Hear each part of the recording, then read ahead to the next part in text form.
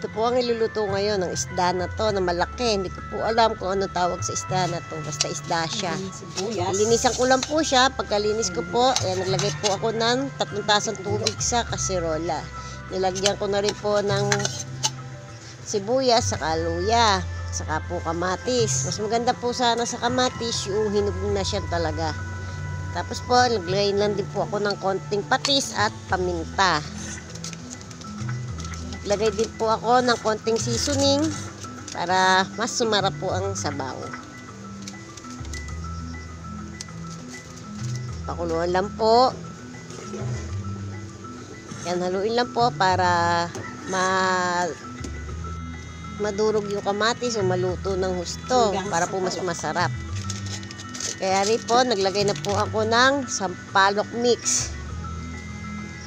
Pagkalagay ng sampalok, inilagay ko na rin po itong isda na nilinis ko at hiniwa na para po magkasya sa kaserola. Yan, sarap.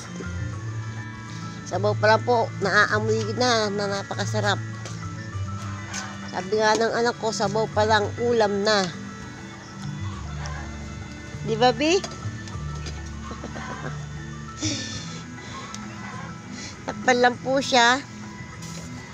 Kain kumulo. Pag kumulo po, lagay na po yung sili. 2 sili lang po ang nilagay ko dyan kasi mahal po ang sili. 2 piraso po na yan, 15 pesos na.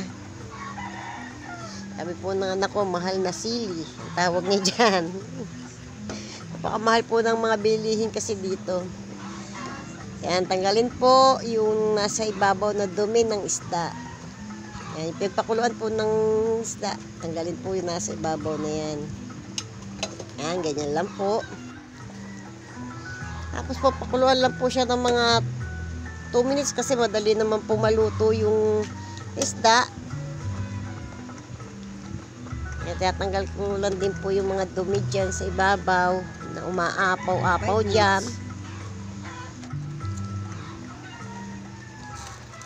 After, nakumulo na siya ng mga 2 minutes, nilagay ko na rin po yung talong.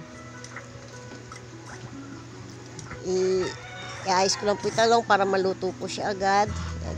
Inano ko lang po sa tubig na sabaw niya. Kaya rin po niya na luto na ang talong. Lalagay na rin po ang talbos na kamote. Yan po ang hinarvest ko dun sa garden.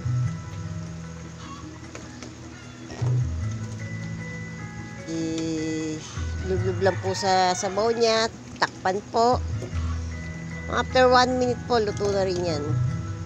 Dali lang naman po maluto ang talbos ng kamote. Yan, luto na po. Napakasarap po niyan. Napakadali lang gawin at mura pa, walang ganong ingredients. Pinakulong-kulong pa po ng mga 1 minuto. Pagkari po niyan, tapos na. Napakasarap po talaga. Tara po, kain po tayo. Sabaw pa lang, ulam na. Thank you po for watching. Paki-like, Okay na. and share po. Paki-follow na rin po sa hindi pa mga nakapollow sa akin. Thank you po.